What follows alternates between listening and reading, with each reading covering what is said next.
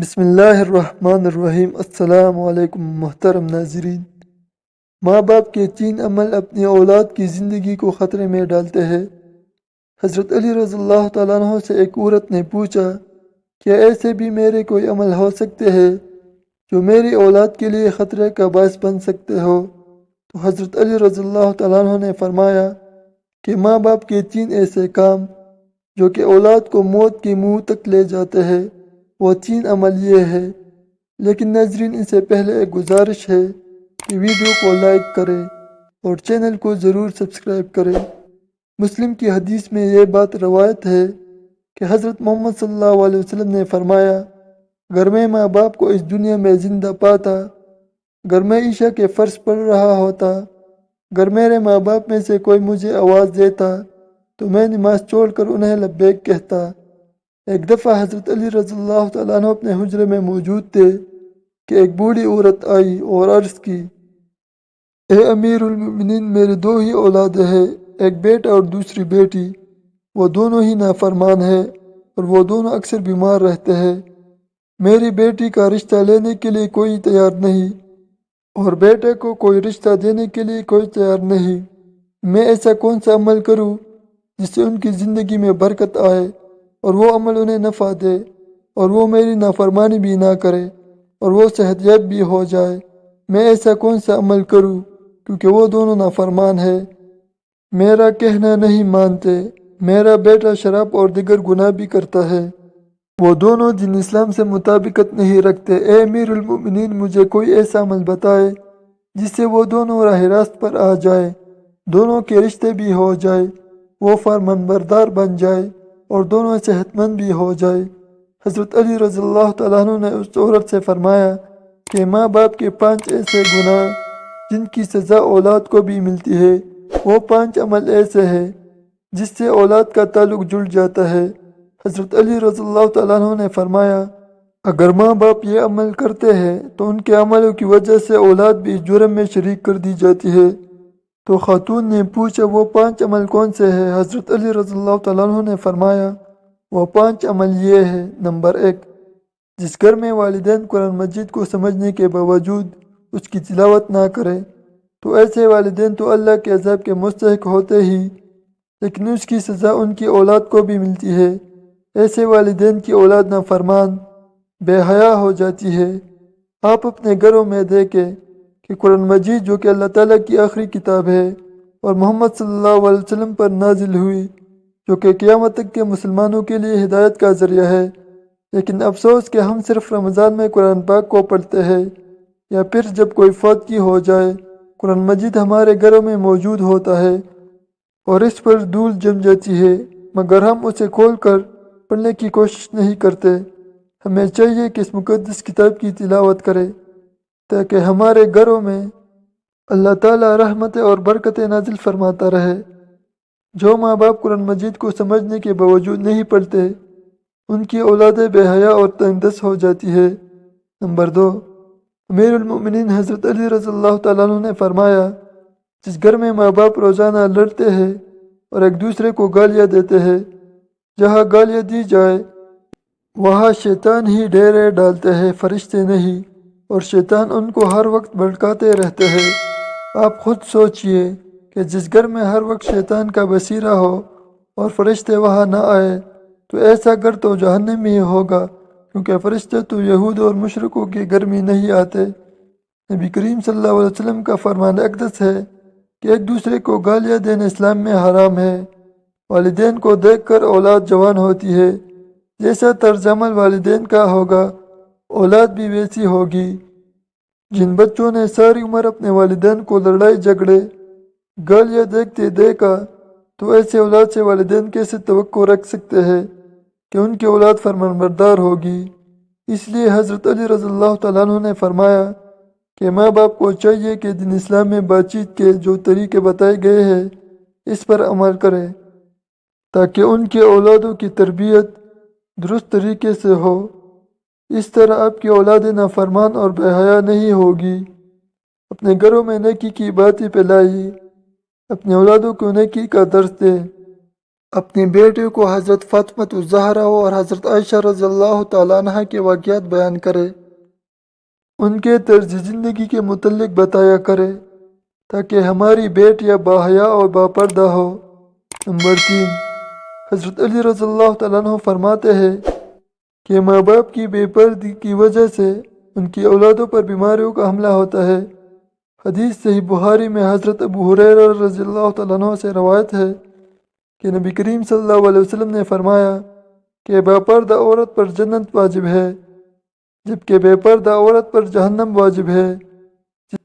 جس گھر میں بے حیائی اور بے پردگی ہوتی ہے تو اللہ کے فرشتے ایسے گھروں میں رہنے والوں کے لیے بد دعا کرتے ہیں، اور شیطان ایسے گھروں کو اپنا بصیرہ بنا لیتے ہیں۔ جہاں بے پردگی عام ہو، اس گھر کی اولادیں بے حیا، نافرمان اور غلط کاموں کا شکار ہو جاتی ہے۔ یہی نہیں بلکہ پریشانیاں اور مصیبتیں ایسی اولاد کا مقدر بنتی ہے۔ یہ ان کے والدین کی بے پردگی کی وجہ سے ہوتا ہے۔ جس گھر میں بے حیائی ہوتی ہے وہاں اللہ کی برکت اور رحمت نہیں ہوتی۔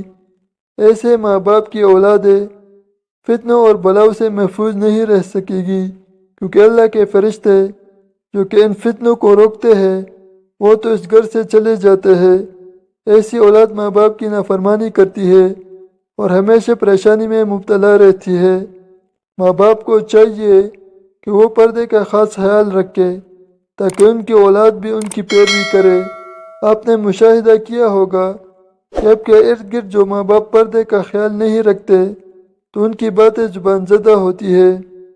اکثر عورتیں یہ کہتی ہوئی دکھائی دیتی ہے کہ پردہ دل کا ہونا چاہیے، تو ایسی عورتوں کو اللہ کے غضب سے ڈرنا چاہیے کہ کیا ان کا دل حضرت فاطمہ الزہرا اور حضرت عائشہ رضی اللہ تعالیٰ عنہ کے دل سے زیادہ پاک ہے؟ اگر ان کے لیے پردے کا حکم تھا تو آج کی خواتین اپنے آپ کو کس جگہ پر دیکھتی ہے؟ ناظرین، اپنے بیٹے کو حضرت فاطمہ رضی اللہ تعالیٰ عنہ کے واقعات بتائیے اور انہیں بتائیے کہ ان کی رول ماڈل کون ہونی چاہیے۔ آپ کو حضرت فاطمہ الزہرا رضی اللہ تعالیٰ عنہ کا ایک واقعہ سناتے ہیں۔ شادی کے بعد نبی کریم حضرت محمد صلی اللہ علیہ وسلم حضرت فاطمہ رضی اللہ تعالیٰ عنہ کو گھر لے جا رہے تھے کہ راستے میں ایک نبینا صحابی بیٹھے ہوئے تھے۔ آپ رضی اللہ تعالیٰ عنہ نے اپنے چہرے کو ڈھانپ لیا۔ نبی کریم صلی اللہ علیہ وسلم نے کہا، بیٹی یہ صحابہ تو نابینا ہے، آپ نے کیوں چہرہ ڈھانپ لیا؟ تو حضرت فاطمہ الزہرا رضی اللہ تعالیٰ عنہ نے کہا، بابا جان، مجھے غیر محرم سے پردے کا حکم دیا گیا ہے، نہ کہ ان افراد سے جن کو نظر آتا ہے۔ ناظرین، یہ یہودیوں کی جال ہے کہ جدت کے نام پر بے حیائی کو مسلم معاشرے کے اندر پروان چڑھایا ہے۔ لہٰذا اس دور میں جتنا ہو سکے اپنی اولاد کو صحابہ کرام اور اہل بیت کی زندگیوں کے متعلق بتائیے۔ نمبر 4، حضرت علی رضی اللہ تعالیٰ عنہ نے فرمایا کہ والدین جو کہ کسی دوسرے کے اولاد کے بارے میں برا سوچتے ہو، انہیں دیکھنا چاہیے کہ اگر وہ دوسرے کے اولاد کے بارے میں برا سوچیں گے تو ان کی اولاد بھی اس برے عمل سے بچ نہیں پائے گی۔ اللہ تعالیٰ ان کی اولادوں کے لیے بڑا کرتا ہے، کیونکہ اللہ تعالیٰ بڑا رحمان و رحیم ذات ہے۔ اللہ تعالیٰ ماں سے زیادہ اپنے بندے سے محبت کرتے ہیں۔ اگر تم کسی کی اولاد کو پریشانی میں ڈالو گے تو اللہ تعالیٰ وہی نظریہ تمہاری اولادوں پر مسلط فرما دیتے ہیں، کیونکہ جیسا کرو گے ویسا بھرو گے۔ جیسا تم دوسرے کی اولادوں کے متعلق سوچتے ہو، اللہ تعالیٰ ہی نظریہ دوسروں کے ذہن میں تمہارے اولادوں کے متعلق بنا دیتا ہے۔ جیسا تم کسی کی بیٹی کے بارے میں جانتے ہو، اللہ تعالیٰ ویسے ہی تمہاری بیٹی کے ساتھ کرتا ہے۔ حدیث پاک کا مفہوم ہے کہ نبی کریم صلی اللہ علیہ وسلم کے پاس ایک صحابی آئے اور عرض کی، یا رسول اللہ، فلاں صحابی عورت کو چھپ چھپ کر دیکھتے ہیں۔ تو آپ صلی اللہ علیہ وسلم نے صحابی سے فرمایا، اس صحابی کو بلا کر لاؤ۔ جب وہ صحابی آپ صلی اللہ علیہ وسلم کی خدمت میں حاضر ہوئے تو آپ نے اس سے کہا، تم اپنے گھر کی حفاظت کی ذمہ داری چھوڑ گئے ہو کیا؟ صحابی نے جواب دیا، نہیں، میں تو اپنے گھر کی آپ کے فرمان کے مطابق نگہبانی کرتا ہوں۔ آپ صلی اللہ علیہ وسلم نے فرمایا، جاؤ گھر جا کر دیکھو کیا آپ کا گھر محفوظ بھی ہے یا نہیں، وہ صحابی جب گھر گئے تو دیکھے کہ اس کے گھر کی ایک دیوار گر چکی ہے۔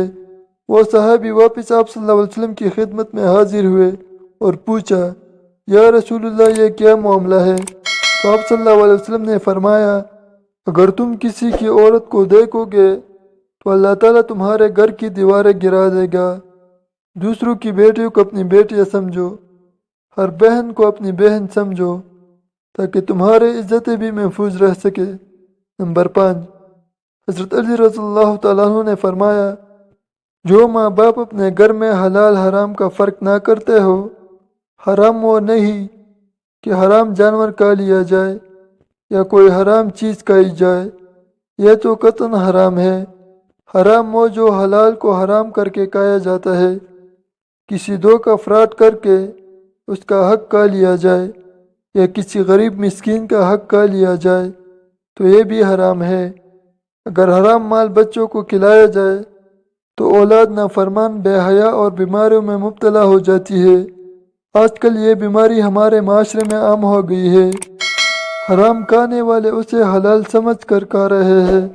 اللہ تعالی ہم سب کو رزق حلال کمانے کی توفیق عطا فرمائے، آمین۔ ناظرین، یہ تھی آج کی ہماری ویڈیو۔ اگر آپ کو ہماری یہ ویڈیو اچھی لگی ہو تو اسے لائک کریں اور مزید ویڈیوز کے لیے چینل کو لازمی سبسکرائب کریں۔ شکریہ۔